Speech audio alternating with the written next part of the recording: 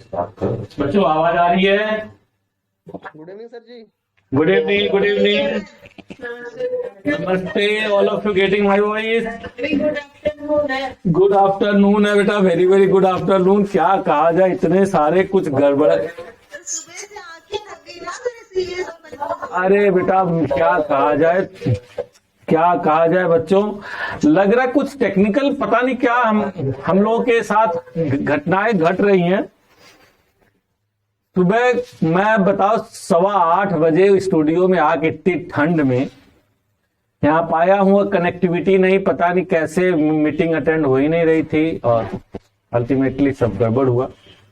अभी फिर कैमरे में कुछ वो हुआ था, कैमरा की बटन इधर उधर हो गई थी, बाकी हम इधर उधर ढूंढे जा रहे हैं। तो चलिए खैर, अंत भला तो सब भला। Let's start the class. Health ठीक है सर? और हेल्थ ठीक है कुल मिला के। हेल्थ में यूरिक एसिड अभी हल्का सा बढ़ा हुआ है।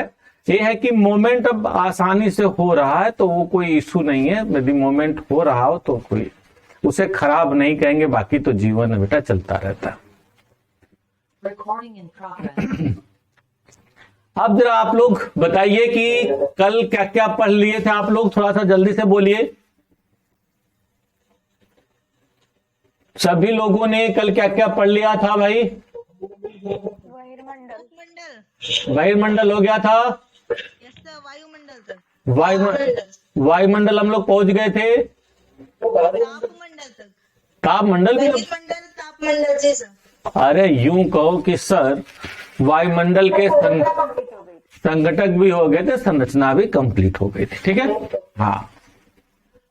चलिए कुछ एक दूसरा टॉपिक और आगे देखते हैं, that is also very important, और वो टॉपिक है वायुमंडलीय तापमान।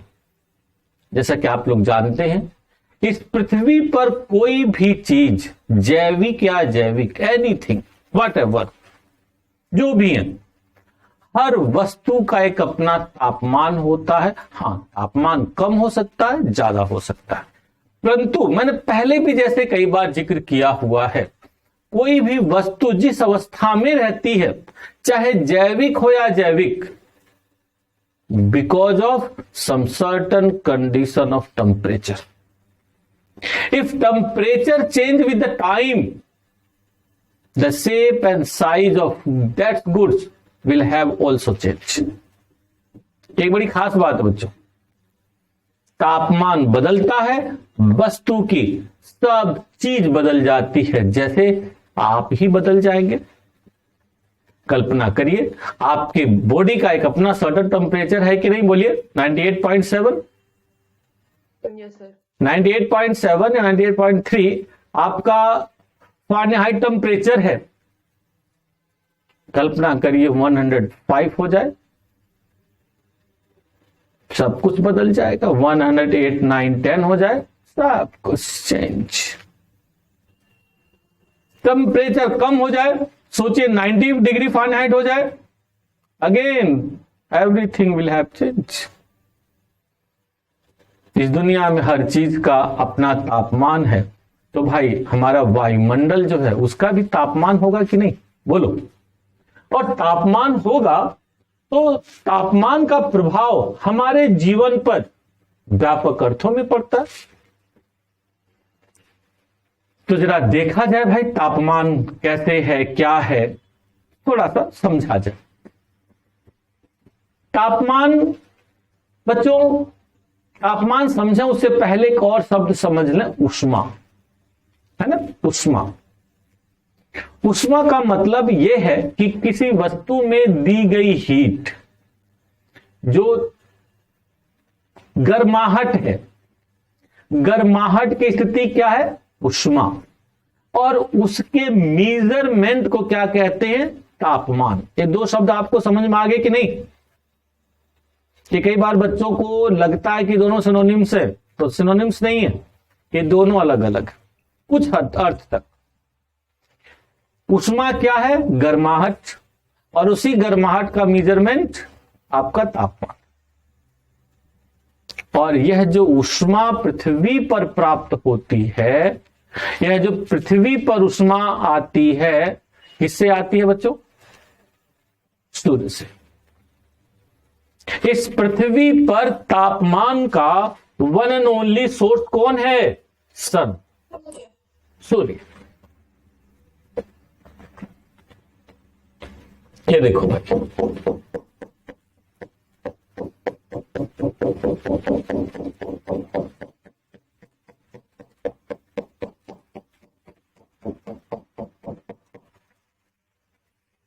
इस पृथ्वी पर तापमान का जो स्रोत है one and only the sun. सूर्य से हमें ऊष्मा प्राप्त होती है। क्यों प्राप्त होती है जरा सोचो। यदि हम माइन्यूट स्टडी करें तो बहुत सिंपल वे में कह सकते हैं कि सूर्य के केंद्र में निरंतर हाइड्रोजन और हीलियम की क्रिया होती रहती है। नियर अबाउट इसके सेंटर में 72% हाइड्रोजन और नियर अबाउट 26% हीलियम पाई जाती है। और इसी का परिणाम यह है कि यहां पर संलयन की क्रिया, संलयन की क्रिया निरंतर चलती रहती है। और इसी संलयन की क्रिया के परिणाम स्वरूप सूर्य के केंद्र में असीम ऊर्जा उत्पन्न होती है बच्चों। असीम ऊर्जा, पता है कितनी? Can imagine? Near about 1.5 crore degree Celsius और 15 मिलियन डिग्री सेल्सियस। इमेजिन कर सकते हैं आप लोग? The temperature of core of sun is near about 15 million degree Celsius.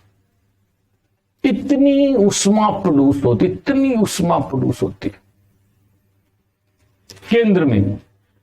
इसीलिए कोई भी जंतु या मानव यदि सूर्य के केंद्र की ओर आंख उठा के देखता है तो फिर वो देखने लायक नहीं रहता। सुना होगा आप लोगों ने, यदि सूर्य दोपहरी में सूर्य के केंद्र की ओर आप देख लेते हैं तो बेटा आंख खराब हो जाएगी हमेशा के लिए, परमानेंटली इलाज नहीं होगा, कोर्निया बस्ट कर जाएगी। इतना हीट होती है और केंद्र में इतनी हीट है, परंतु इसके बाहरी भाग में जिसे हम लोग फोटोस्फीयर कहते हैं, प्रकाश मंडल, इसका temperature near about 6 degree Celsius होता है। कितनी ऊष्मा सन प्रोड्यूस करता है। इस ऊष्मा का बहुत सूक्ष्म भाग बच्चों, बहुत सूक्ष्म भाग, यानी कि लगभग 2 अरबवां भाग, ध्यान रखना, 2 अरबवां भाग हमारे पास पहुंचता है, वेरी फ्यू अमाउंट। और उस बहुत ही सूक्ष्म मात्रा जो हमें मिलती है, उस सूक्ष्म मात्रा से हमारी पृथ्वी संचालित होती है। और पृथ्वी का टेम्परेचर बनता है नियर अबाउट 15 डिग्री सेल्सियस। याद रहेगा? अर्थ का औसत, अर्थ के वायुमंडल का, पृथ्वी के वायुमंडल का औसत तापमान कितना है? बोलो सभी लोग। 15 डिग्री सेल्सियस। एकदम ऑब्जेक्टिव बात याद रखनी चाहिए। कितना टेम्परेचर होता है? 15 डिग्री सेल्सियस। केंद्र का कितना होता है? केंद्र का सोचो, 15 मिलियन डिग्री सेल्सियस या 1.5 करोड़ डिग्री सेल्सियस। बहुत सूक्ष्म मात्रा, 2 अरबवां भाग। सोचो कितना? 2 अरबवां भाग ऊष्मा हमें प्राप्त होती है। सोचने वाली बात यह है कि बच्चों, सूर्य इतनी ऊष्मा प्रोड्यूस करता है तो इतनी सूक्ष्म ऊष्मा हमारे पास कैसे पहुंच पाती है? सब हमारे वायुमंडल द्वारा भी तो अवशोषित की जाती है। अच्छा, और NP2 जो होता है जिसके लिए भी टर्म बताया गया है। चलिए, और टर्म होता है उसमें। और कुछ? मौसम में परिवर्तन। मौसम में परिवर्तन। अरे पहले कुछ बड़ी बड़ी बात कर लो भाई। All of you are correct, but थोड़ा सा बड़ी बड़ी बातें करो। पृथ्वी का अपने अक्ष पर घूमना। दूरी, अक्ष से बेटा दिन रात होता है, तापमान नियंत्रण ठीक है। सबसे पहले क्या चीज है? दूरी, डिस्टेंस फ्रॉम द सन।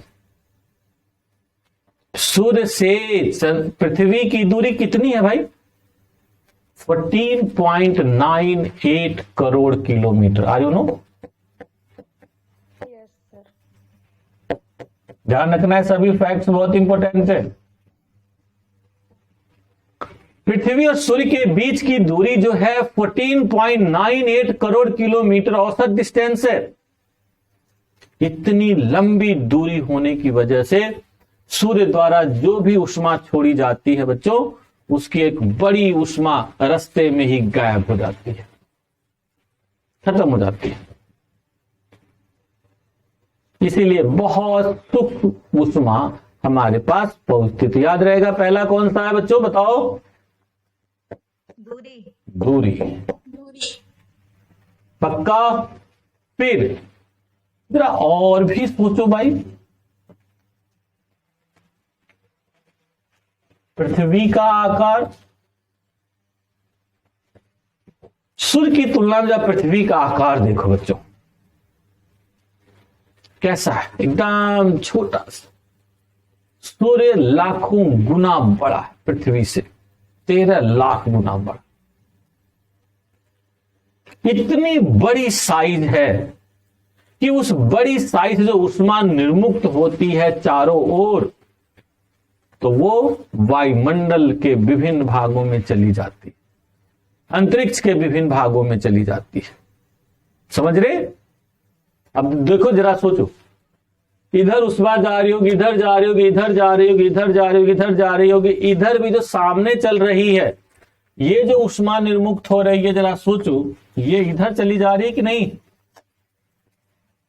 बोलो भाई, ये ऊष्मा जो है इधर चली जा रही है ना, उधर निकल गई, अंतरिक्ष में विलीन हो गई। भाई आपका जितना क्षेत्रफल होगा, आपको ऊष्मा उतनी मिलेगी ना। आप कभी आग तापते होंगे, ऐसे आग ताप रहे होंगे, तो आपकी बॉडी का जो क्षेत्रफल होगा उतने तक ही तो ऊष्मा आएगी ना, बाकी ऊष्मा क्या होगी? वाह, निकल जाएगी। तो दूसरा आप क्या कह सकते हो? पृथ्वी का आकार। पृथ्वी का आकार, ये भी एक बहुत बड़ा कारण है बच्चों कि सूर्य की तुलना में पृथ्वी बहुत सूक्ष्म है। सूक्ष्म होने की वजह से सूर्य से निर्मुक्त होने वाली ऊष्मा का एक बहुत ही सूक्ष्म मात्रा पृथ्वी तक पहुंचती है। क्लियर? चलो भाई, अब जरा आगे देख लो। पृथ्वी साहब की अपनी भी कुछ व्यवस्था है। जैसे पृथ्वी के क्या है, चारों ओर वायुमंडल, जो अभी तुम लोग कुछ बोल रहे थे उसी को चलो भाई देख लेते हैं। पृथ्वी के चारों ओर वायुमंडल की मोटी परत है। वायुमंडल में विभिन्न प्रकार के संघटक पाए जाते हैं, धूल कण जल वाष्प और ये और वो।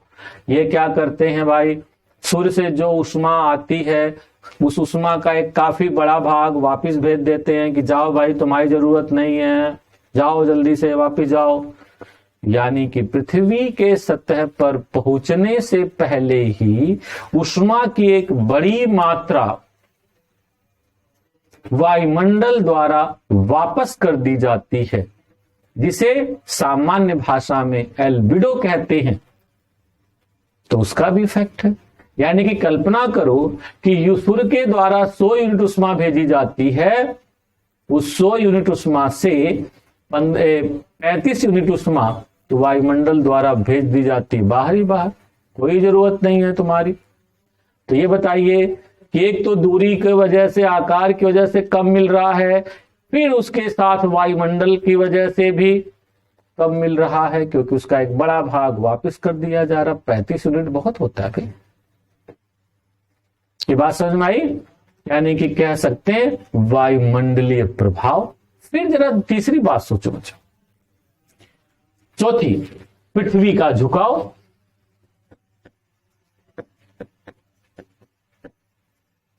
पृथ्वी का झुकाव समझ रहे आप लोग?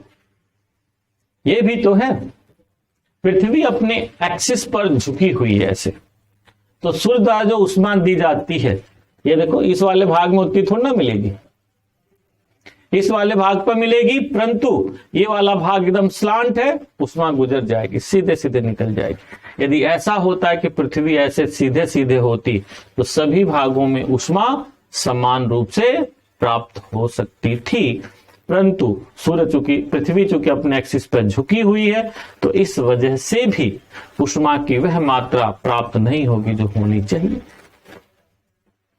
समझ गए बच्चों? तो ऐसे बहुत सारे कारण हैं जिन कारणों से पृथ्वी के सभी भागों में समान रूप से ऊष्मा प्राप्त नहीं होती और पृथ्वी पर सूर्य से बड़ी ही सूक्ष्म मात्रा में ऊष्मा मिलती है। समझ गए बच्चों? और वह जो सूक्ष्म ऊष्मा सूर्य द्वारा पृथ्वी तक पहुंचती है, ये देखो, यही कहलाती है सूर्यातप। याद रहेगा?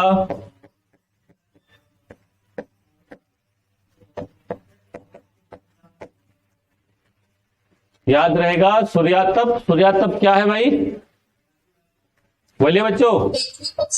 पृथ्वी तक सूर्य की जो ऊष्मा आती है, सूर्य द्वारा विकिरित वह ऊष्मा जो पृथ्वी के सतह पर पहुंचती है, पृथ्वी तक आती है। याद रहेगा, सूर्य के सतह द्वारा विकिरित वह ऊष्मा की मात्रा जो पृथ्वी के सतह पर आती है वह सूर्यातप कहलाती है। क्लियर? कोई डाउट नहीं होना चाहिए। दूसरी बात, पृथ्वी की सतह जो ऊष्मा अवशोषित करती है, प्राप्त करती है, क्या उसे लेके बैठ जाती है? ना भैया, ये नहीं जाएगा, अब नहीं जाएगा, नहीं जाएगा, विषय सब रखना है। नहीं, दिन के समय पृथ्वी सूर्य से ऊष्मा प्राप्त करती है और रात्रि के समय वह प्राप्त ऊष्मा निर्मुक्त कर दी जाती है, छोड़ दी जाती है। और जब वह ऊष्मा छोड़ दी जाती है तो वही ऊष्मा कहलाती है पार्थिव विकिरण, टेरेस्ट्रियल रेडिएशन। याद रहेगा बच्चों? तो पार्थिव विकिरण क्या है? बोलिए। पृथ्वी द्वारा छोड़ी जाने वाली रात की ऊष्मा। हाँ, पृथ्वी द्वारा, पृथ्वी के सतह द्वारा निर्मुक्त ऊष्मा की मात्रा को पार्थिव विकिरण कहा जाता है। म्यूट कर लीजिए। सर एक बार और बता दीजिए, सुनाई नहीं आया। पृथ्वी के सतह द्वारा निर्मुक्त की गई ऊष्मा को पार्थिव विकिरण कहा जाता है। पार्थिव, पार्थ मतलब पृथ्वी, पार्थिव से वहीं से वर्ड बना है। पार्थिव विकिरण मतलब छोड़ी जा रही है, जो ऊष्मा छोड़ी जाती है, निर्मुक्त की जाती है।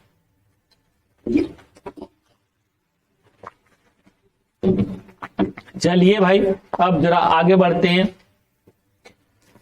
तो आप लोग देख रहे हो, इन सभी चीजों से जब देखते हैं तो यह समझ में आया कि पृथ्वी का औसत तापमान कितना हो गया बच्चों? 15 डिग्री सेल्सियस। और यह भी समझ में आया कि इस तापमान का जो स्रोत है कौन है? सूर्य।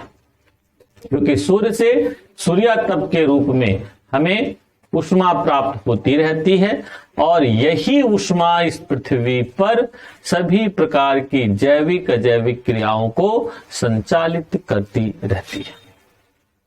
ठीक है बच्चों, यहां तक समझ में आया? अब जरा आगे बढ़ते हैं। पृथ्वी के ऊपर तापमान के वितरण को देखते हैं।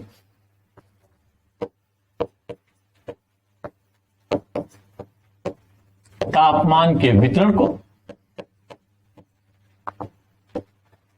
पृथ्वी के ऊपर तापमान का वितरण जब देखा जाता है तो दो तरह से बच्चों अध्ययन किया जाता है। एक तो क्षैतिज और दूसरा लंबवत। लंबवत याद रहेगा। क्षैतिज का मतलब होता है विषुवत रेखा से ध्रुवों की ओर, एंड लंबवत मतलब सतह से ऊपर की ओर। दो तरह से तापमान के वितरण का अध्ययन किया जाता है। जब हम लोग क्षैतिज अध्ययन में बात करते हैं बच्चों, तो तापमान का क्षैतिज अध्ययन तापमान की पेटियों के रूप में किया जाता है। तापमान की पेटियां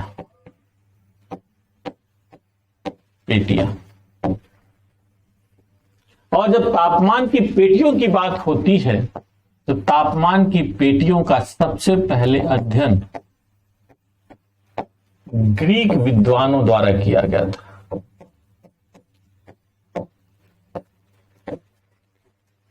समझ में आई बात? सबसे पहले किसने किया था बच्चों? सबसे पहले पृथ्वी के ऊपर तापमान का वितरण ग्रीक विद्वानों द्वारा किया गया था। और जब हम ग्रीक विद्वानों की बात करते हैं तो इस तरह से 3 प्रकार की पेटियां दिखाई देती हैं।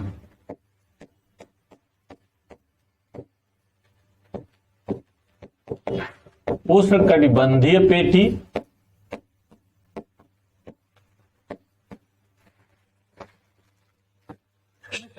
शीतोष्णकटिबंधीय पेटी, हाँ बोलो। ये लिखते रहो साथ साथ में, समझाऊंगा मैं आज, ठीक है? आप लोग ये ऐसा टॉपिक एनसीईआरटी में आप लोग पढ़ लोगे तो समझ में आ जाएगा। शीतोष्णकटिबंधीय,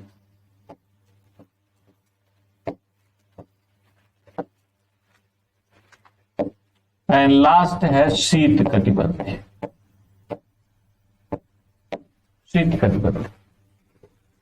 चलिए भाई, अब जब हम लोग इसको देखते हैं, उष्णकटिबंधीय पेटी को यानी कि ट्रॉपिकल पेटी, ट्रॉपिकल जोन कह सकते हैं,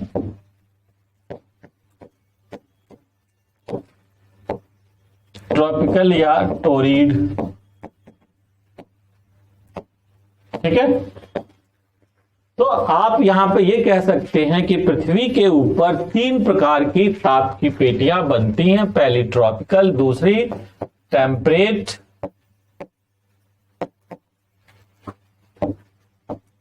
और तीसरी फ्रिजिड।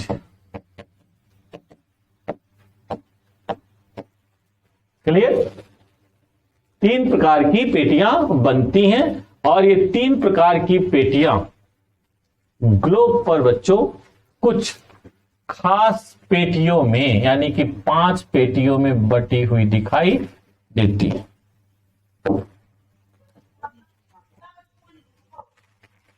ये डायग्राम बनाओ फटाफट आप लोग।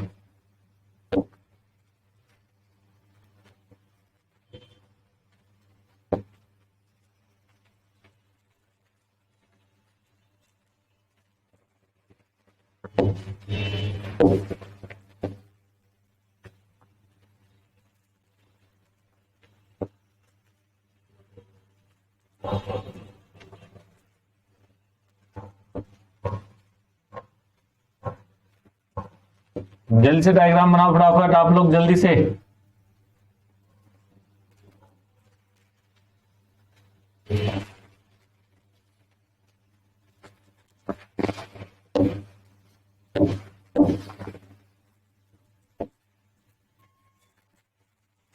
ये हो गया 0 डिग्री। ये यहां पे एक ही मान लो, ये सारे कुछ 0 ही मान लो बच्चों। एक ही लाइन खींचना आप लोग।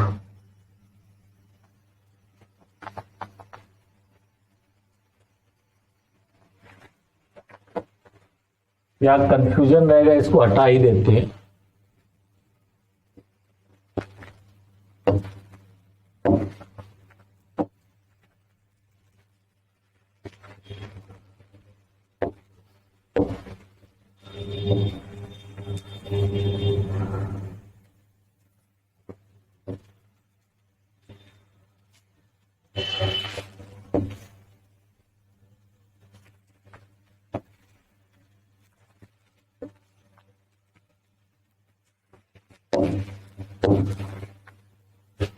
जीरो डिग्री, 0 से 23.5 डिग्री उत्तर और 23.5 डिग्री दक्षिण और 66.5 डिग्री नॉर्थ और 66.5 साउथ।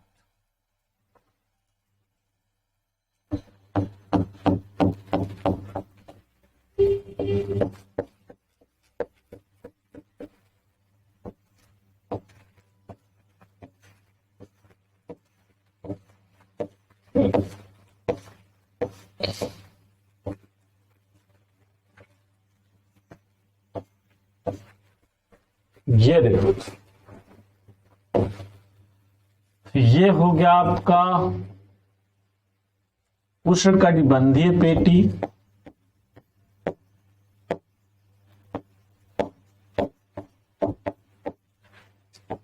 ये हो गई शीतोष्ण कटिबंधीय पेटी।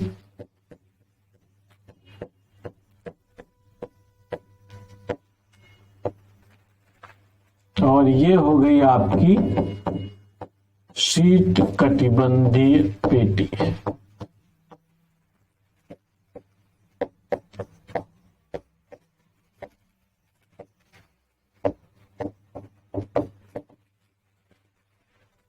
ये बताइए बच्चों, पूरी हुई कि नहीं?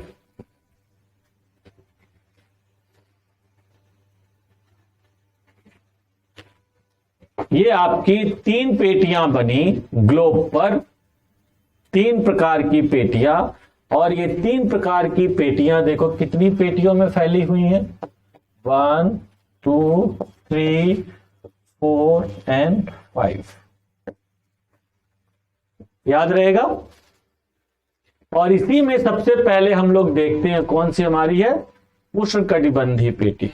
तो उस कटिबंधीय पेटी के बारे में हम लोग कह सकते हैं बच्चों, यह पेटी 0 से लेके 23.5 डिग्री उत्तरी और दक्षिणी अक्षांशों के बीच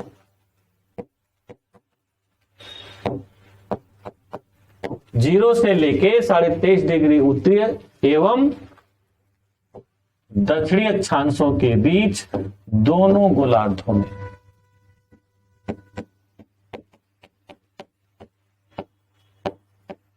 फैली है। बोलो, है कि नहीं? फैली हुई है। जहां जानते हैं आप लोग सूर्य की किरणें यहां साल के सभी दिनों में सूर्य की किरणें सीधी पड़ती हैं,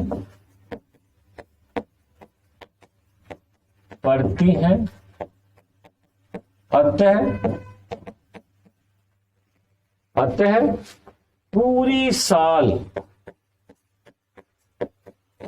साल उष्णता या गर्मी रहती है। समझ गए बच्चों? यहां पे पूरी साल गर्मी रहती।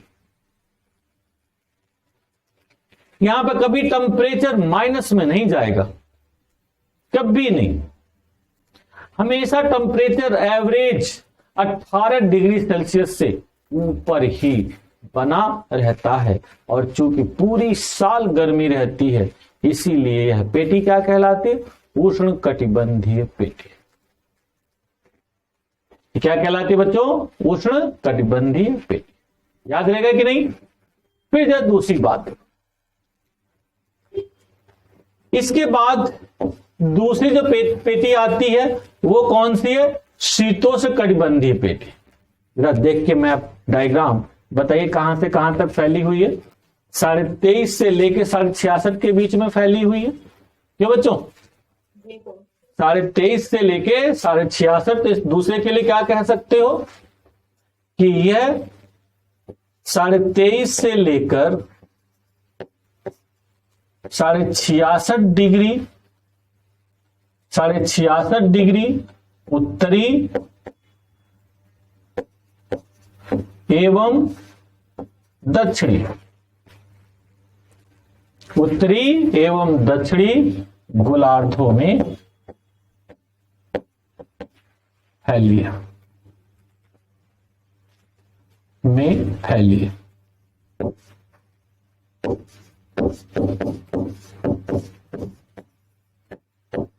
में फैली, याद रहेगा।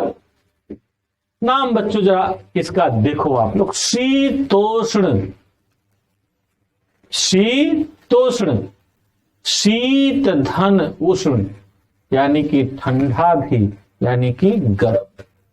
इस पेटी में एक समय विशेष में गर्मी रहती है और एक समय विशेष में ठंडी रहती है। जैसे विंटर के समय में देखो, विंटर के सीजन में इसका उत्तरवर्ती भाग जो होगा ये वाला,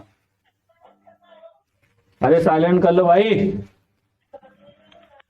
साइलेंट करो। सर्दियों के दिनों में इसका उत्तरवर्ती भाग ठंडा रहेगा, परंतु ये वाला ठीक ठाक रहेगा। तो वहीं गर्मी आएगी तो इधर वाला भाग, दक्षिणवर्ती वाला भाग जो होगा वह गर्म होगा, खूब गर्म होगा, और यह ठीक ठाक होगा। तो दोनों दशाओं का एहसास यहां पर स्पष्ट रूप से देखा जाता है। इसीलिए नाम क्या रखा गया बच्चों, शीतोष्ण कटिबंध। ठीक है, यानी कि इस पेटी में एक समय विशेष में तापमान की उच्च स्थिति भी देखी जाती है और एक तापमान की सामान्य स्थिति। इसीलिए इस पेटी को शीतोष्ण कटिबंध कहा जाता है। समझ में आगे क्यों ऐसा? क्योंकि सूर्य की किरणें धीरे धीरे और भी तिरछी होती जाती हैं। जैसे जैसे ध्रुव की ओर बढ़ेंगे सूर्य की किरणें तिरछी होती जाती हैं।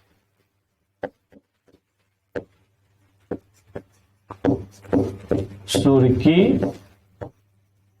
किरणें तिरछी होती जाती हैं। अतः तापमान कम होता जाता है। समझ गए आप लोग? ये एक बड़ी खास बात, तापमान कम होता जाता है। चलो भाई, तापमान यहां पे कम करते जा रहे हो, कोई बात नहीं, ठीक है, सब ठीक है। अब उससे आगे साहब जी एक और बैठे हुए हैं, कौन है वो? शीत कटिबंध। नंबर 3 क्या है भाई? शीत कटिबंध।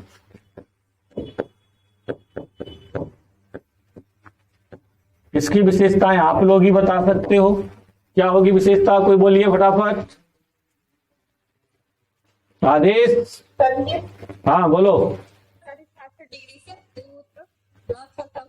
यस, 66.5 से लेके 90 अक्षांश तक उत्तरी गोलार्ध में और 66.5 से लेके 90 अक्षांश दक्षिणी गोलार्ध में इसका विस्तार पाया जाता है। ऐसा कितना पाया जाता है बच्चों? फिर से बोल दो फटाफट, ये डायग्राम बस याद रखना।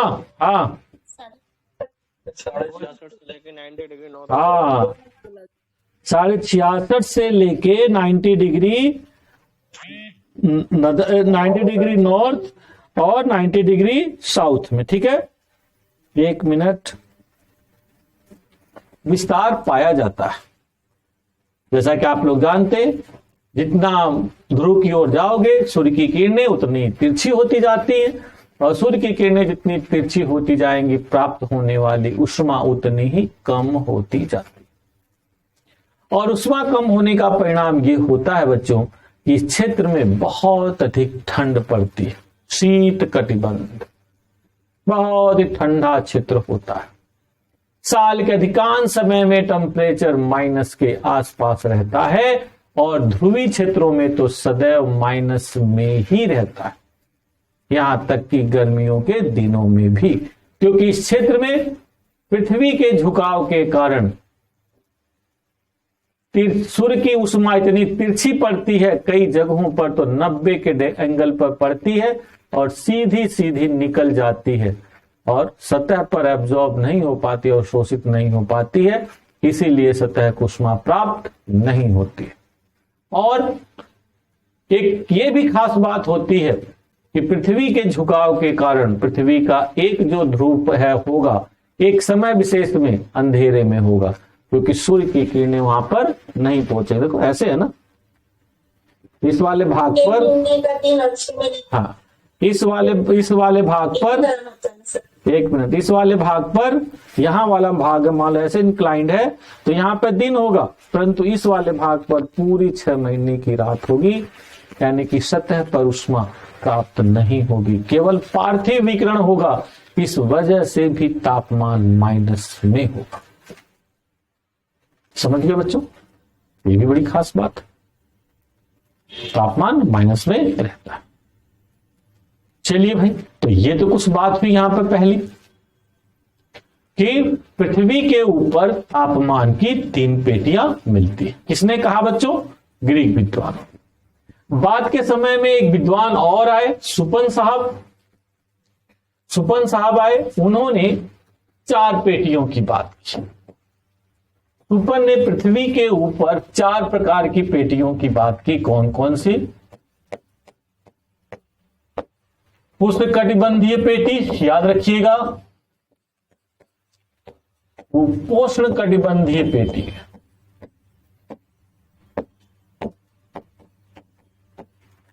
और फिर कौन सी? शीतोष्णकटिबंधीय पेटी।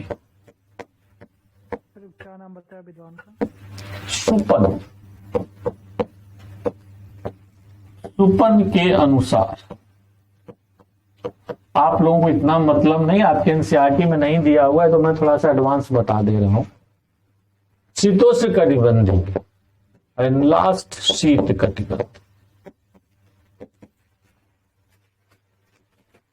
ठीक है। यानी कि इन्होंने कहा कि देखो भाई 0 से 23.5 डिग्री जो होगी, 0 से 23.5 डिग्री नॉर्थ एंड साउथ, और जो साहब 23.5 से है ना 45 तक नॉर्थ एंड साउथ, और 45 से लेके ना 66.5 तक north and south, and finally 66.5 से लेके 90 तक नॉर्थ एंड साउथ। समझे? North and south. इस तरह से इन पेटियों का विस्तार पाया जाता है। फिर बाद में करेक्शन किया उन्होंने। इसलिए कई बार तुम लोग एक उपोष्ण पेटी का जिक्र बार बार सुन लेते होगे, एनसीईआरटी में नहीं दिया हुआ है, तो बच्चा कई बार सोचता है यार हम तो बात पढ़ रहे हैं 3 ही पेटी, ये उपोष्ण कहां से आ गया? तो उसी को सिंप्लीफाई करने के लिए मैंने यहां पर आपका दे दिया है अगला क्लासिफिकेशन सुपन का, कि उन्होंने माना है, तो कई बुक्स इसको भी रेफर करती हैं, ठीक है। तो इस तरह से आपका कंफ्यूजन हमेशा के लिए खत्म हो गया। क्लियर? तो पृथ्वी के ऊपर बच्चों ग्रीक विद्वानों के अनुसार कितनी पेटियां? जल्दी से बोलो। 3। और सुपन साहब के अनुसार 4। कौन कौन सी? बोल दो जल्दी से, फुल एकदम आवाज में। हाँ, उष्णकटिबंधीय पेटी, सभी लोग बोलो। शीतोष्णकटिबंधीय, उपोष्णकटिबंधीय, शीतोष्णकटिबंधीय और शीत। 4 पेटियां, यानी कि उष्ण, उपोष्ण, शीतोष्ण और शीत। ये पेटियां पृथ्वी के सतह पर पाई जाती हैं। चलिए भाई मान लेते हैं ताप की पेटियां। परंतु बच्चों ये ताप की पेटियां पृथ्वी के ऊपर बनी हुई हैं, और यह पेटियां विद्वानों ने बनाई है कि भाई पेटी का मतलब क्या होता है? पेटी का मतलब होता है एक क्षेत्र जिसमें तापमान की स्थिति सभी जगहों पर लगभग समान रहती है। पेटी का मतलब बेल्ट आप जो पहनते हो ना पैंट पर, तो उसमें क्या यूनिफॉर्मिटी देखते हो? पूरा लेदर एक ही होगा। क्यों बच्चों? यही होता ना, पूरा का पूरा जो लेदर होगा एक कैरेक्टर का होगा। उसी सेंस में वर्ड यूज होता है बेल्ट। परंतु क्या वास्तव में ऐसा होता है बच्चों कि सभी बिंदुओं पर तापमान पृथ्वी पर समान पाया जाता है? बोलिए। नहीं, पृथ्वी पर तापमान का वितरण अलग अलग क्षेत्रों में अलग अलग कई बार देखा जाता है। सागर पर अलग तापमान होगा सेम अक्षांश पर, स्थल पर अलग तापमान होगा। जो स्थान ऊंचे होंगे उनका अलग तापमान होगा, वनस्पति होगी तो अलग तापमान होगा। यानी कि आप एक यहां पर और भी एक चीज पढ़ सकते हैं, तापमान के वितरण को प्रभावित करने वाले कारक। तापमान के वितरण को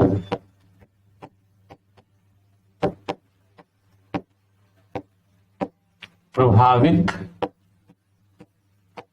करने वाले कारक है ना। यदि वितरण करने वाले कारकों की बात होती है बच्चों, तो बहुत सारे कारक एकदम सीधे सीधे दिखाई देते हैं। कौन कौन से भाई? सागर से दूरी,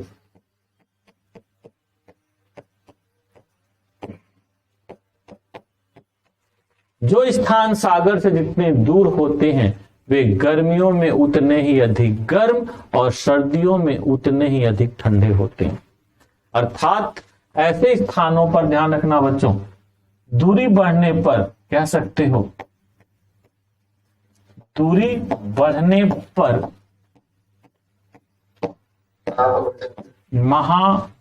नहीं, ऐसा नहीं, महाद्वीपीय प्रभाव, वर्ड ध्यान रखना, ये बुक में मिलता है तो बच्चे कंफ्यूज रहते हैं। महाद्वीपीय प्रभाव या महाद्वीपीयता, याद रहेगा, कॉन्टिनेंटैलिटीज।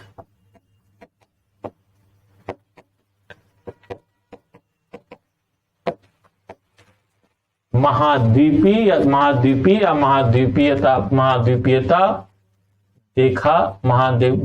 देखा जाता है। ये क्या मतलब हुआ बच्चों?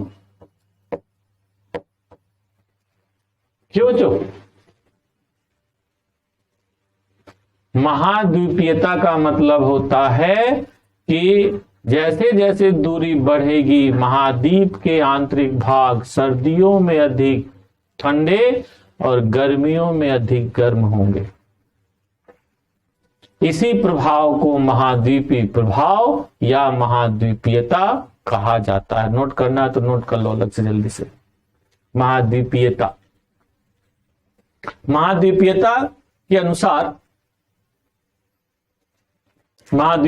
अनुसार माना जाता है कि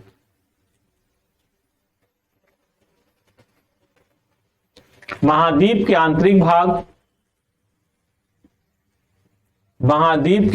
भाग गर्मियों में अधिक गर्म तो सर्दियों में अधिक ठंडे होते हैं। सर महाद्वीप के आंतरिक भाग सर्दियों में अधिक ठंडे और गर्मियों में अधिक गर्म होते हैं। सर्दियों में अधिक ठंडे और गर्मियों में अधिक गर्म होते हैं,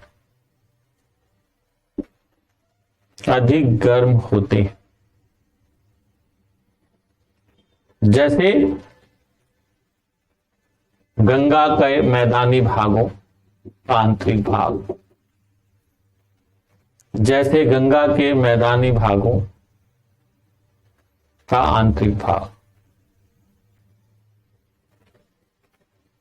जैसे सोचो दिल्ली है आपकी, इलाहाबाद है, लखनऊ है, यहां गर्मियों में टेम्परेचर बच्चों सोचो कितना हो जाता, 45 डिग्री 46 डिग्री। चंडीगढ़ अमृतसर का टेम्परेचर लगभग पहुंच जाता है 46 साढ़े 46 डिग्री। क्यों? भूमि तेजी से गर्म होती है और भूमि जब गर्म होगी तेजी से तो ऊष्मा को रेडिएट करती है। क्योंकि भूमि ऊष्मा की कुचालक होती है, ऊष्मा को अवशोषित तो कर नहीं पाती है, तो वह जो भी ऊष्मा प्राप्त करती है तेजी से रेडिएट करती है, और जब यह रेडिएट करती है तो वह सरफेस को तेजी से गर्म कर देती है, सरफेस को तेजी से गर्म कर देती है, वायुमंडल फिर गर्म हो जाता है। समझ गए आप लोग? हाँ, एक आइलैंड भी सर फिर इसी वजह से मिल जाते हैं। हीट आइलैंड थोड़ा सा एक अलग तरह का कंसेप्ट है बेटा, वो पोल्यूशन से रिलेटेड एक दूसरे तरह का कंसेप्ट है, मैं बाद में डिस्कस करूंगा, ठीक है? हाँ, वो शहरों के संदर्भ में यूज होता है कि हमारे सिटीज आजकल हीट आइलैंड बन रहे हैं, ठीक है? वो एक अलग तरह की बात है। यहां पे एक यूनिवर्सली बात, कहीं पर भी जाओगे वर्ल्ड में, जरा सोचो अफ्रीका महाद्वीप पर क्यों इतनी बहुत अधिक गर्मी पाई जाती है? अफ्रीका महाद्वीप का बहुत अधिक विस्तार पाया जाता है, ठीक है? चलो खैर, इसी के अपोजिट एक दूसरा वर्ड यूज होता है, महासागरीय प्रभाव। अब बताओ क्या मतलब बच्चों इसका निकला? मतलब से महासागर के ठंडा और गर्म होने पर कुछ सोचो। महासागर का जो टेम्परेचर होता है वो नॉर्मल होता है, एक सा बना रहे, ज्यादा तेज होगा ना तो। यानी कि महासागर ना तो गर्म होते हैं ना तो ठंडे होते हैं, ना सर्दियों में बहुत ठंडे होंगे ना गर्मियों में बहुत अधिक गर्म होंगे, एक सा बना होगा। तापमान की जब एक सी स्थिति देखी जाती है तो उसे ही कहा जाता है महाद्वीपीय प्रभाव, ये महासागरीय प्रभाव। इसीलिए तुम लोग देखोगे, बड़ी इंटरेस्टिंग बात, जितने तटीय नगर होते हैं, मान लो जैसे मुंबई ही है, कोचीन है, त्रिवेंद्रम है, ये गर्मियों में ना तो गर्म होते हैं और ना सर्दियों में ठंडे होते हैं। मुंबई में आप जाओगे तो 365 दिन एक सा मौसम होगा, इस समय भी जाओगे तो मुंबई में ठंड नहीं होगी। जी सर। तो क्या बोला जाएगा वहां पर कि महासागरीय प्रभाव। ये शब्द आगे बार बार यूज होते रहेंगे, तो मैं इसलिए ये शब्द क्लियर कर देना चाह रहा हूं। उस समय कोई ना पूछा कि सर इसका मतलब क्या हुआ, तो याद रहेगा आपको महाद्वीपीयता या महाद्वीपीय प्रभाव और महासागरीय प्रभाव। क्लियर है बच्चों? Yes sir. हाँ, अरे भाई बोल रहे हो वर्ड महासागर और लैंड पे कहां पहुंच गए यार तुम? अरे तो मुंबई तट पे बोल रहा हूं ना बेटा, किनारे मतलब क्या? महासागरीय प्रभाव जो है वो भूमि पे होगा ना। भूमि पर होगा तो एकदम पतली पट्टी में होगा ना, 10-5 किलोमीटर की जो पट्टी होती है केवल उसी पर, महासागर के निकट क्षेत्रों में, निकट क्षेत्रों में। समझ गए? हाँ, अब इसी का प्रभाव जैसे महासागर में कहीं द्वीप फैला हुआ है, जैसे मान लो ये महासागर, इसी महासागर में यहां एक द्वीप है मान लो, तो यहां पर ना तो गर्मी होगी ना तो ठंडी होगी। जैसे मान लो अंडमान निकोबार, अंडमान निकोबार में जाओ 365 दिन एक सा मौसम रहेगा, लक्षद्वीप जाओगे एक सा मौसम रहेगा। तो क्या बोलोगे? यहां पर महासागरीय प्रभाव पाया जाता है। पर वो ध्यान रखना, छोटा मोटा द्वीप होगा तब, महाद्वीप होगा तो नहीं। महाद्वीप होगा तो केवल तटीय भागों में 10-15 किलोमीटर, 10-12 किलोमीटर की जो स्ट्रेच होगी उसी स्ट्रेच पर प्रभाव पड़ेगा। बात समझ में आ गई बच्चों? ये बात सबको क्लियर हुआ कि नहीं? हाँ, चलो, तो इस तरह से सागर से दूरी एक महत्वपूर्ण कारण होता है। फिर अक्षांश, अक्षांश का मैंने पहले भी कई बार आप लोगों को बताया है कि जैसे जैसे अक्षांश बढ़ता है तापमान धीरे धीरे घटता जाता है। क्यों? सूर्य की किरणें स्लांट होती जाती हैं, तिरछी होती जाती हैं और प्राप्त होने वाली ऊष्मा कम होती जाती है। परंतु ये मतलब कतई नहीं है कि विषुवत रेखा पर तापमान ज्यादा और ध्रुवों पर तापमान सबसे कम पाया जाता है। ध्यान रखना, यदि मैं बोल रहा हूं कि विषुवत रेखा से ध्रुवों की ओर जाने के क्रम में जैसे जैसे अक्षांश बढ़ता है तापमान घटता जाता है। तो इसका कतई मतलब आप मत निकालिएगा कि विषुवत रेखा पर सर्वाधिक तापमान और ध्रुवों पर न्यूनतम तापमान पाया जाता है, नहीं। सर्वाधिक तापमान विषुवत रेखा पर न होकर पहले भी आप लोगों ने पढ़ा है, कहां पर? कर्क और मकर रेखा के क्षेत्र में होता है, क्योंकि वहां पर सूर्य की किरणें सीधी पड़ती हैं। सूर्य की किरणें जब सीधी पड़ती हैं तो सतह को कर्क और मकर रेखा पर, ध्यान रखना एक मिनट, कर्क और मकर रेखा पर सूर्य की किरणें तुलनात्मक रूप से वैसे तो कम सीधी पड़ती हैं, परंतु वहां पर बादल नहीं पाए जाते हैं। इस वजह से सतह को अधिकतम ऊष्मा प्राप्त होती है। याद रहेगा बच्चों? विषुवत रेखा पर नो डाउट सूर्य की किरणें सीधी पड़ती हैं, परंतु साल के अधिकांश समय बादल वगैरह छाए रहते हैं, जिससे एल्बिडो प्रभाव अधिक रहता है। इसीलिए सतह को ऊष्मा तुलनात्मक रूप से कम प्राप्त होती है। समझ गए आप लोग? और ध्रुवों पर तो नो डाउट स्लांट कर जाती हैं, बहुत तिरछी हो जाती है। ये बात याद रहेगा कि अक्षांश जैसे जैसे बढ़ता है तापमान कम होता जाता है, और सर्वाधिक तापमान कर्क और मकर रेखा के क्षेत्र में मौसम साफ होने के कारण। बंद कर लो भाई, ये कुत्ता उत्ता कौन भौंक रहा है? कृपया करके म्यूट कर दीजिए।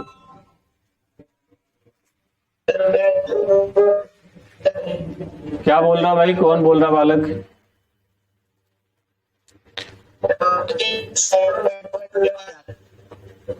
तुम्हारी आवाज साफ नहीं आ रही बेटा, नेटवर्क स्लो है तुम्हारा।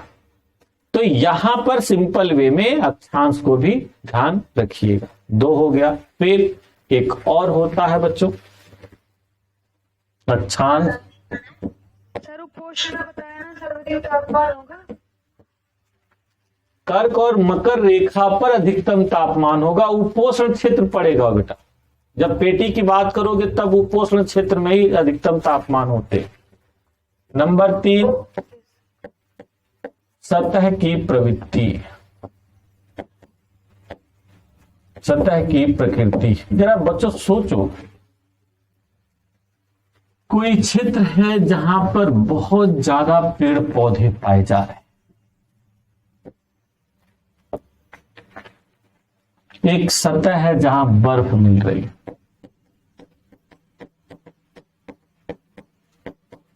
एक पेड़ पौधे, एक सतह ये है, एक सतह ये है जो नंगी है, वनस्पति रहित है, एक सतह ये है जिस पर बर्फ है, एक सतह ये है जो काली मिट्टी की है। तो जरा बताओ तुम लोग, गर्मी कहां होगी, तापमान कहां ज्यादा होगा?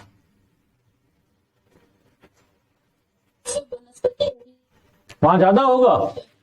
सर नंगी सतह पर। हाँ, जहां जो वनस्पति रहित है, जो, हाँ ये ध्यान रखना, जहां पर पेड़ पौधे मिल रहे हैं, यहां पर सूर्य की किरणें आएंगी, काफी बड़ी मात्रा में वापस कर दी जाएंगी, काफी बड़ी ऊष्मा को पत्तियां अवशोषित कर लेती हैं फोटोसिंथेसिस के लिए, ठीक है। वहीं पर जो सतह क्लियर्ड है, वहां पर पेड़ पौधे नहीं हैं, वहां पर इसकी तुलना में गर्मी बहुत ज्यादा होगी। बर्फ जब जिस सतह पर होगी तो फिर यहां पे कहानी बदल जाएगी। बर्फ आप लोगों ने फिजिक्स में पढ़ा होगा, कोई भी वाटर बॉडी, कोई भी जो व्हाइट बॉडी होती है वह गुड रिफ्लेक्टेंट ऑफ हीट होती है, वह ऊष्मा को अधिक से अधिक परावर्तित कर देती है। तो बर्फ मतलब व्हाइट बॉडी, तो तुरंत ये ऊष्मा को वापस कर दिया, वापस भेज दिया, तो यहां पर भी गर्मी कम होगी, ध्यान रखिएगा। फिर वहीं पर आगे आ गया है काली मिट्टी, तो इसका अपोजिट क्या हुआ? कोई भी ब्लैक बॉडी जो होती है वह हीट की बेस्ट एब्जॉर्बेंट होती है, यस सर। तो काली मिट्टी बेस्ट एब्जॉर्बेंट होगी। ठीक है, इसी वजह से तुम लोग विंटर में कपड़े कैसे पहनते हो, जैसे मैं जैकेट पहना हुआ, देखो डार्क कलर की है ना, आपके स्वेटर जर्सी जितने भी होंगे मोस्ट ऑफ कैसे होंगे बच्चों, डार्क कलर के होंगे। परंतु वहीं आएगी गर्मी, पेड़ पौधे लगे हुए हैं, फिर भी सर ज्यादा उष्ण होगी। उसमें ज्यादा कहाँ होगी, कम होगी ना बेटा। तुला ये देखो वापस हो जा रही है ना, नहीं सर, काली मिट्टी काली मिट्टी में अब पेड़, बहुत कह रहे हैं। अब फिर वो बात दूसरी हो जाएगी। दूर कर लीजिए। भाई म्यूट कर लो, थोड़ा घरेलू बातें जो आप लोग। अब देखो यहां पे भी पेड़ पौधे होंगे तो स्थितियां बदल जाएंगे, परंतु इस सतह की तुलना में यहां तापमान ज्यादा होगा। जैसे एक सामान्य मिट्टी की कोई क्षेत्र हो, नंगी सरफेस हो, और एक काली मिट्टी की नंगी सरफेस हो, तो यहां पे देखोगे बेटा तापमान इसकी तुलना में ज्यादा होगा। क्यों? ज्यादा एब्जॉर्ब करेगी। तो वो डिपेंड करेगा ना कैसा सरफेस। प्लांट वहां पे लगा दो, वहां पे भी कम हो जाएगा, क्योंकि प्लांट गुड रिफ्लेक्टेंट ऑफ हीट। तो सतह की प्रकृति कैसी है, सागर से दूरी कैसी है, अक्षांशीय स्थिति कैसी है, फिर ऊंचाई,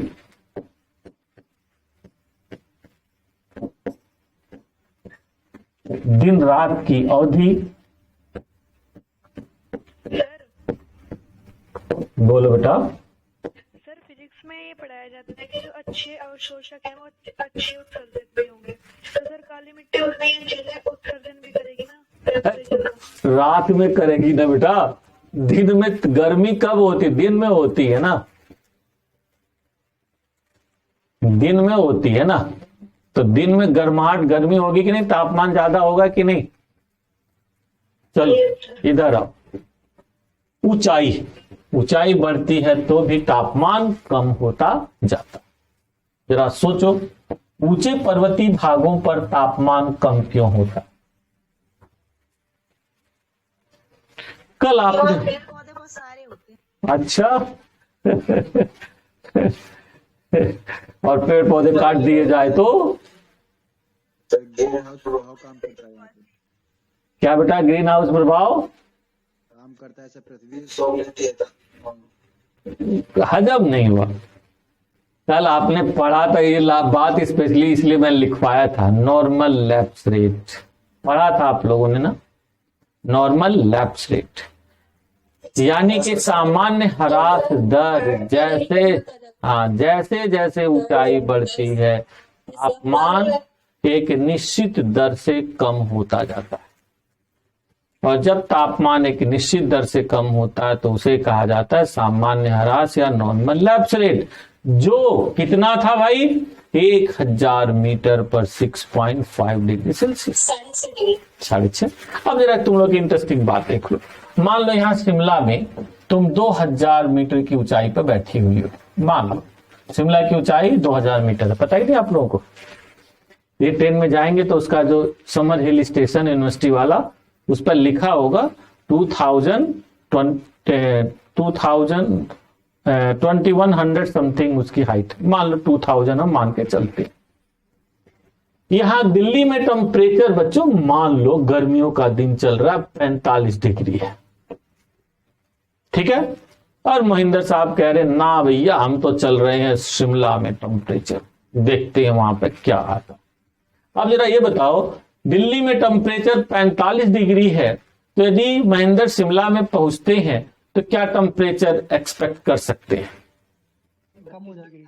अरे तो क्या कम होगी, कैलकुलेट करके बता सकते हो। 23 डिग्री। 23 भी थोड़ा कम हो गया बेटा। अरे 12.5 दूनी 6.5, यानी कि कह सकते हो 13 डिग्री। 13 डिग्री घटा दो, 45 में से 13 घटाओगे कितना होगा, 32 डिग्री। 32 डिग्री का टेम्परेचर दिल्ली की तुलना में बड़ा मजा आता है। अरे भाई बड़ा बढ़िया लग रहा है भाई, एकदम फर्स्ट क्लास, यहां तो गर्मी वर्मी है ही नहीं। और इतने में शाम को अचानक बूंदाबांदी हो गई, तब तो भाई बहुत तेजी से टेम्परेचर नीचे जाता है और ठंड लगने लगती। इसलिए पहाड़ी भागों में जब भी आप जाएं तो बच्चों कपड़ा वपड़ा फुल पहन के जाएं, एकदम अपना यहाँ वाला कपड़ा लेके जाएं। गर्मियों के दिनों में भी जो आपकी सर्दी का मैक्सिमम कपड़ा है ना, दिसंबर का कपड़ा, वो जब भी किसी माउंटेनस रीजन में जाएं तो अपने फुल कपड़े को लेके जाएं। क्यों? एक तो वहां पर नेचुरल कंडीशन है टेम्परेचर कम होने की, जो आपने नॉर्मल लैब्स में देख लिया। कई बार शाम को अचानक जब बारिश होती है, सतह की उष्मा तेजी से निर्मुक्त होती है, तो बारिश होगी, फिर अचानक मौसम साफ हो जाएगा, एकदम क्लियर। तो यहां पर पता चला कि तापमान तेजी से नीचे गिरेगा, अचानक टेम्परेचर 15 डिग्री हो जाएगा, और 15 डिग्री तो हमारे लिए भयंकर हो जाएगा। तो लोग कपकपाने लगते हैं और भागते हैं कपड़ा खरीदने के लिए। तो वही वहां के फिर जो कपड़ा बेचने वाले होते हैं सेलर्स, 500 वाली जर्सी हो सकता है आपको 2000 में दें, 3000 में दें, और ढिले की नहीं होगी, वहां के घर पे आप पहनोगे भी नहीं, पर वहां मजबूरी है 2000 में खरीदोगे, नहीं तो ठंड मार देगी। या आप जैसे युवा युवतियां जाती हैं घूमने, एकदम फैशन स्टाइल में घूम रहे हैं माल रोड पर वहां के, और अचानक हल्की फुल्की बारिश हुई, हवा चली, ठंड लगने लगती है, लगता अभी गिर जाएंगे युवक युवतियां। तो कुल मिला के यहाँ पर हाइट का प्रभाव हमेशा ध्यान रखना कि increasing with height temperature gradually decreases. समझ गए? ये खास बात, इसीलिए पहाड़ों पर। दूसरी बात आप कह रहे हो वनस्पति, पेड़ पौधे। यदि पेड़ पौधे का आपका कहने का मतलब यह है कि CO2 कम है, कम होती होगी, तब एकदम सही है कि भाई पेड़ पौधे ज्यादा होंगे तो CO2 कम होगी, बिल्कुल सही बात। और वैसे भी बच्चों एक बात ध्यान रखना, ऊंचाई बढ़ेगी तो CO2 कम होती जाएगी ना, क्योंकि CO2 कैसी गैस है बच्चों? याद करो, कल हैवीएस्ट है। हाँ, नहीं, उसका नेचर समझो, हैवीएस्ट है, सबसे भारी है। सबसे भारी है तो सबसे नीचे पार्ट में होगी, ऊंचे पहाड़ी भागों पर इसकी उपस्थिति कम पाई जाती है। ये देखो, बंद कर लो भैया, तो बंद कर लो। किसका बज रहा है ये बैंड बाजा? डांस कौन कर रहा है सर? चलो इधर आओ। फिर दिन रात की अवधि, जरा बच्चों सोचो, दिन में ठंड ज्यादा होते है, सर्दियों में ठंड ज्यादा लगती है कि गर्मियों में, और क्यों लगती है? दिन में दिन छोटे होते हैं, रात, और गर्मियों में रातें, गर्मियों में दिन लंबे होते हैं। दिन का मतलब है इंसोलेशन ज्यादा होगा। यदि मान लो जैसे सपोज 12-12 घंटे का दिन है, मान लो, ठीक है, तो रिजल्ट क्या होगा? जितनी उष्मा आई उतनी उष्मा गई, यानी ना तो गर्मी ना तो सर्दी। जैसे तुम लोग देखते हो फरवरी मार्च के आसपास दिन और रात लगभग बराबर होती रहती है, तो उस समय ना तो हमें बहुत अधिक गर्मी लगती है ना तो बहुत अधिक ठंड लगती है। फिर इसी तरह से अक्टूबर नवंबर के आसपास ना तो दिन ज्यादा बड़ा होता ना तो दिन छोटा होता, तो ना तो अधिक हमें गर्मी लगती है ना तो अधिक ठंड लगती है, ठीक है। परंतु जुलाई अगस्त और दिसंबर जनवरी क्या करेक्टर दिखाई देता है? कॉन्ट्रास्ट बच्चों, जुलाई अगस्त में दिन सबसे लंबे होते हैं, तो रिजल्ट ये होता है कि सबसे अधिक गर्मी होती है। इसलिए जुलाई के महीने में वार्षिक तापांतर नोट किया जाता है, ठीक है बच्चों। कब वार्षिक तापांतर कब नोट किया जाता है? जुलाई के महीने में अधिकतम, ठीक है। और न्यूनतम कब नोट किया जाता है? जनवरी के महीने में, जनवरी के महीने में, ठीक है। तो इस तरह से यहां पर दिन रात की अवधि का प्रभाव पड़ता। मान लो एक अवधि हो, दिन हो 15 घंटे का, 15 घंटे का दिन हो, और रात हो मुश्किल से 9 घंटे की, तो गर्मी होगी कि नहीं दिन में, बताओ। Yes sir. और यदि मान लो रात 15 की हो जाए, बोलिए बच्चों, रात 15 की हो जाए ठंडी। हाँ, जैसे इस समय हो रहा है, जैसे इस समय आप लोग देख रहे हो। चलो खैर, तो इस तरह से फैक्टर्स आप लोग हमेशा ध्यान में रखें। हाँ बोलो बेटा, बोलो, कुछ कहना चाह रहे हैं? सूर्य का उत्तरी गोलार्ध होता है। Yes sir. हाँ बोलो, हेलो बोलो बोलो। सर, सूर्य का उत्तरी गोलार्ध ठीक है। आवाज तुम्हारी कट जा रही बेटा, थोड़ा सा नेटवर्क के, अभी 2 मिनट बाद फिर क्वेश्चन पूछना, ठीक है। चलो इधर आओ। इसमें सर हाँ बोलो। सर जो वार्षिक तापांतर है जुलाई में मापा जाता है, लेकिन सबसे बड़ा दिन जून में होता है। खाना खाते ही तुरंत ठंड लगने लगती है कि खाना खाने के 2-4 मिनट बाद? 4 मिनट बाद सर। तो क्यों लगती है?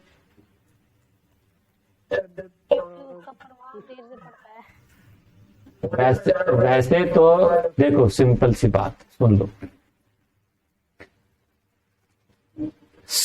शाम को मान लो 6 बजे हो गई, तो तापमान तो तुरंत कम हो जाना चाहिए?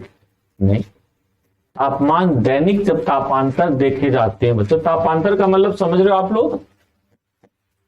तापांतर का मतलब अधिकतम और न्यूनतम, ठीक है। तो 2 तरह के होते हैं, एक तो होता है दैनिक, यानी कि रोज। दैनिक तापांतर दिन में देखा जाता है, अधिकतम दिन में 2 से 3 बजे के बीच में, क्लियर।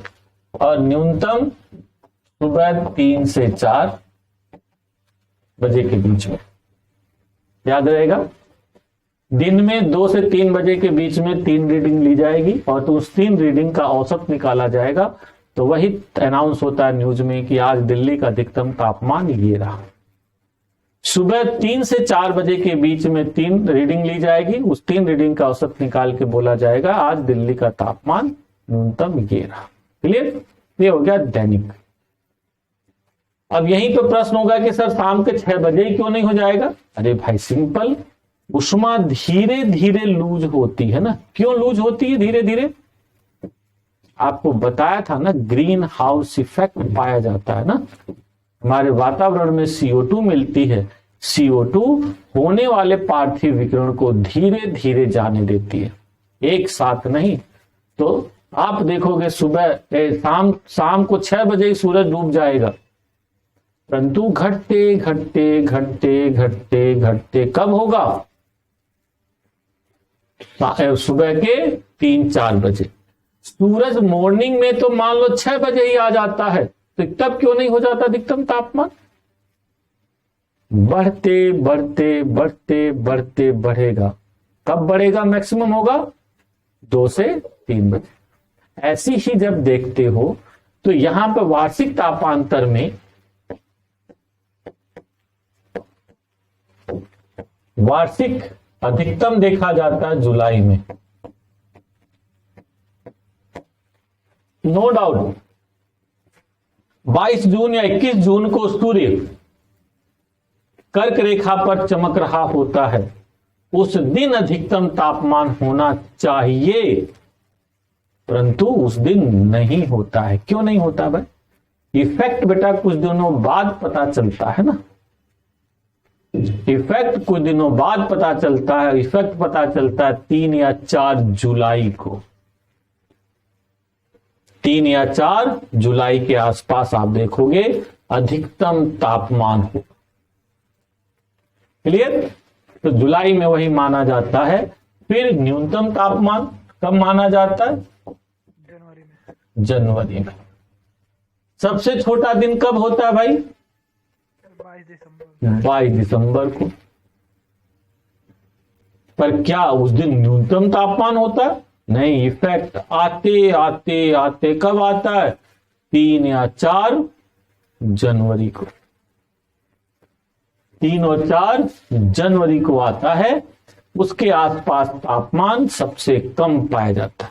इसलिए तुम लोग देखो अभी न्यू ईयर जब आता है तो अचानक ठंड और भी बढ़ जाती है। तो वही मजाक में सब कहते हैं कि भाई नया साल आया और भी ठंड लेकर आया, है ना। देखते हो कि नहीं, अनुभव है कि नहीं। अभी 2-3 दिन बाद देखो टेम्परेचर इस समय डाउन हो रहा है कि नहीं, धीरे धीरे। Yes sir. हाँ, बारिश भी हो रही सर बहुत। बारिश भी हो रही है। इस बारिश का ध्यान रखना, अभी 2 दिन बाद डिस्कस होगा। चलो, तो इस तरह से दैनिक और वार्षिक तापांतर की स्थिति देखी जाती है। अब इसी क्रम में एक और हम लोग अध्ययन करते हैं, तापमान का लंबवत अध्ययन।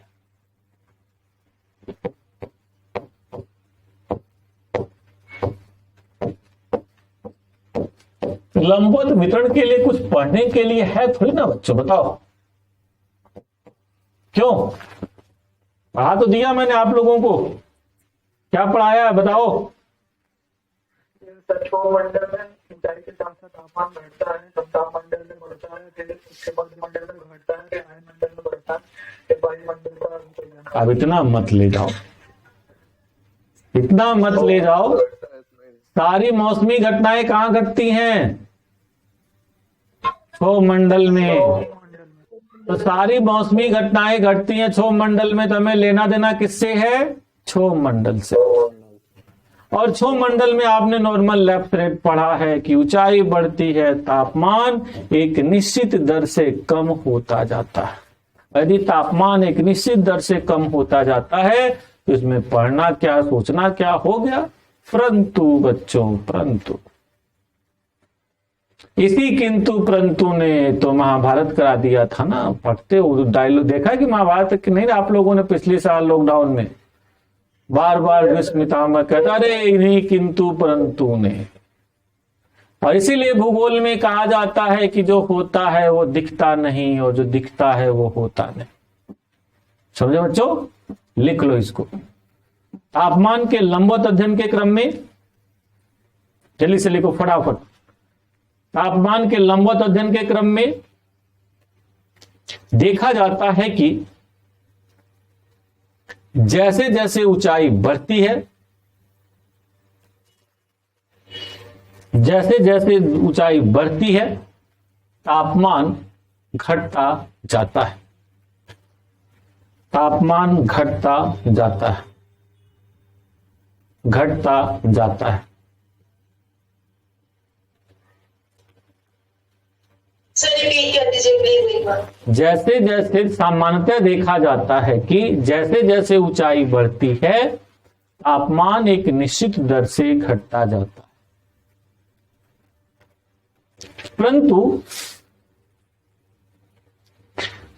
परंतु कभी कभी कुछ निश्चित दशाओं में, परंतु कभी कभी कुछ निश्चित दशाओं में ऊंचाई बढ़ने के साथ, ऊंचाई बढ़ने के साथ, ऊंचाई बढ़ने के साथ तापमान भी बढ़ने लगता है। परंतु कुछ निश्चित दशाओं में ऊंचाई बढ़ने के साथ तापमान भी बढ़ता जाता है, बढ़ता जाता है,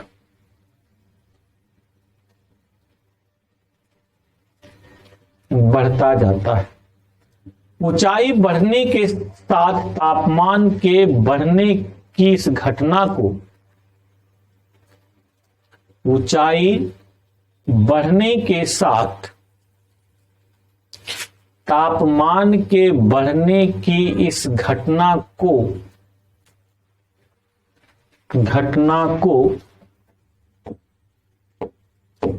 तापमान की विलोमता,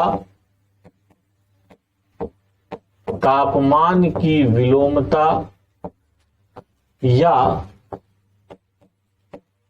तापमान का व्युत्क्रमण तापमान का व्युत्क्रमण इन्वर्जन ऑफ टेम्परेचर भी कहा जाता है।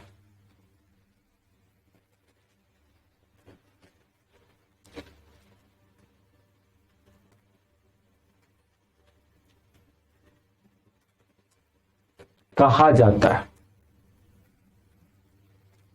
इसके लिए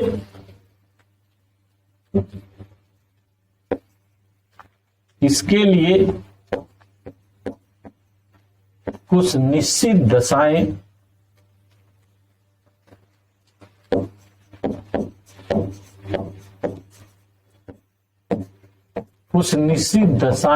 आवश्यक है।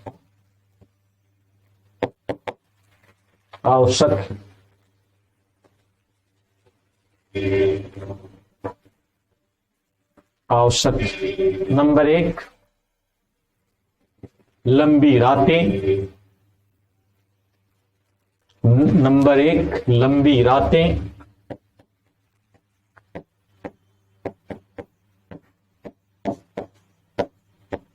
नंबर 2 लंबी रातें। नंबर 2, स्वच्छ आकाश।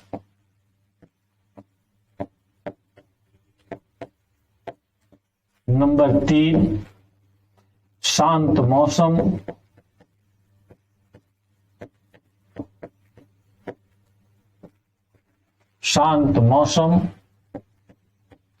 नंबर 4, शुष्क वायु। नंबर 5, सतह पर बर्फ। These are some 5 essential conditions we require for the inversion of temperature. कौन कौन सी है बच्चों?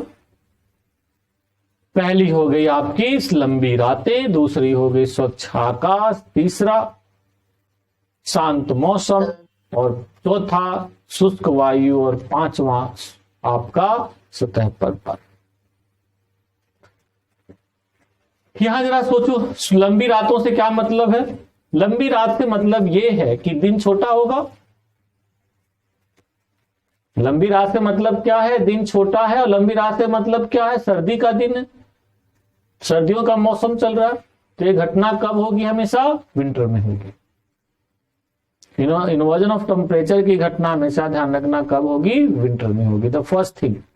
और विंटर में रातें लंबी होंगी। रातें लंबी होने का मतलब ये है कि इंसोलेशन यानी कि सूर्यातप कम प्राप्त हो रहा है, परंतु बच्चों पार्थिव विकिरण अधिक हो रहा है। बोलो, पार्थिव विकिरण अधिक हो रहा है। परिणाम क्या होगा? वायु की निचली परत ज्यादा ठंडी हो जाएगी और ऊपरी परत गर्म हो जाएगी, जो सामान्य नियमों के विपरीत है। इसीलिए देखो क्या नाम है? व्युत्क्रमण, उल्टा हो जाना। नेक्स्ट, स्वच्छ आकाश। स्वच्छ आकाश से मतलब है बादल वगैरह नहीं कहीं पर पाए जा रहे। तुम लोगों ने अनुभव किया होगा, जिन बरसात की रात में बादल वगैरह खूब घिर जाते हैं, या गर्मियों में बादल खूब जिस रात में पाए जाते हैं, उस रात में गर्माहट का एहसास होता है, ज्यादा गर्मी फील होती, उमस फील होती है। महसूस किया आप लोगों ने? अनकंफर्ट फील होगा। क्यों? बादल जो भी उष्मा जा रही होती है, रात में जो उष्मा पार्थिव विकिरण हो रही होती है, उसके लिए क्या करते हैं? ये अवरोधक का काम करते हैं, बच्चों रुक जाते हैं, रोक देती है उष्मा को। रिजल्ट क्या होता है? ये सब गर्म हो जाता है। But think about, if sky is very clear, एकदम खिली हुई रात है, खूब चांद तारे दिखाई दे रहे हैं, इसका मतलब है सतह से उष्मा हम तेजी से बच्चों भाग रही है। देखो, इसका मतलब सतह ठंडी होगी और ऊपर गर्मी होगी। समझ में आ गई बात। फिर अब तीसरी देखो, तीसरी बात देखो, यहां तीसरी कहानी कुछ और भी एक होगी, शांत मौसम। शांत मौसम मतलब हवा हवा नहीं चल रही। शांत मौसम से मतलब कि हवा यहां पर नहीं चल रही है, और हवा नहीं चलेगी तो बच्चों क्या होगा? हवा नहीं चलेगी तो क्या होगा? बच्चे हैं कि नहीं सभी? Hello hello hello hello. शांत मौसम से मतलब यह है कि यहां पर वायु नहीं चलेगी, और वायु नहीं चलेगी तो उष्मा एकदम तेजी से छूटती रहेगी, छूटती रहेगी, निकलती रहेगी, निकलती रहेगी। तो रिजल्ट क्या होगा? एक बार फिर कहोगे कि यहां पर नीचे तापमान कम, ऊपर तापमान ज्यादा। वहीं सोचो वायु आ जाए और वायु अपने साथ बादलों को इस एरिया में फैला दे तो, वायु बादलों को अचानक इस एरिया में फैला दे तो क्या होगा बच्चों? तो यहां स्थिति यह होगी कि तुरंत परिस्थितियां बदल जाएंगी, परिस्थितियां यहां पर तुरंत बदल जाएंगी। यानी कि यदि क्लाउड्स हो जाएंगे तो इन्वर्जन ऑफ टेम्परेचर रुक जाएगा, परंतु यदि क्लाउड्स नहीं है तो नॉन स्टॉप उष्मा जा रही है। फिर कौन सी है? शुष्क वायु। तो जैसा कि आप लोग जानते हैं, वातावरण में पाई जाने वाली वायु, एक खास बात ये देखी जाती है कि यह उष्मा को अवशोषित करती रहती है, ग्रीन हाउस इफेक्ट पैदा करती है। परंतु यदि वातावरण में जलवाष्प नहीं मिल रहे हैं, यानी कि वायु में जलवाष्प नहीं है, तो रिजल्ट क्या होगा? एक मिनट भाई, तो रिजल्ट क्या होगा भाई? तो ऐसे में उष्मा यहां पर गड़बड़ हो जाएगी, यहां पर उष्मा रुकेगी नहीं। यदि जलवाष्प नहीं होंगे उष्मा नहीं रुकेगी, निकल जाएगी। उष्मा निकल गई तो फिर कहानी बदल जाएगी। चलिए ठीक। फिर एंड लास्ट क्या है? सतह पर बर्फ। जैसा कि आप लोग जानते हैं, यदि सतह पर बर्फ पड़ी हुई है तो वह रिफ्लेक्शन करती रहती है, वो अच्छा परावर्तक होती है, जिसका रिजल्ट ये होता है कि उष्मा अवशोषित नहीं होती। तो दीज आर द 5 कंडीशंस जिसकी वजह से आप लोग ये सब चीजें देख सकते हैं। तो चलिए आज इतना ही, कल फिर हम लोग देखेंगे ताप के व्युत्क्रमण पर भी चर्चा करेंगे। ठीक है बच्चों, इसके प्रभाव की चर्चा हम लोग कल करेंगे। आज इतना ही। Thank you very much, bye.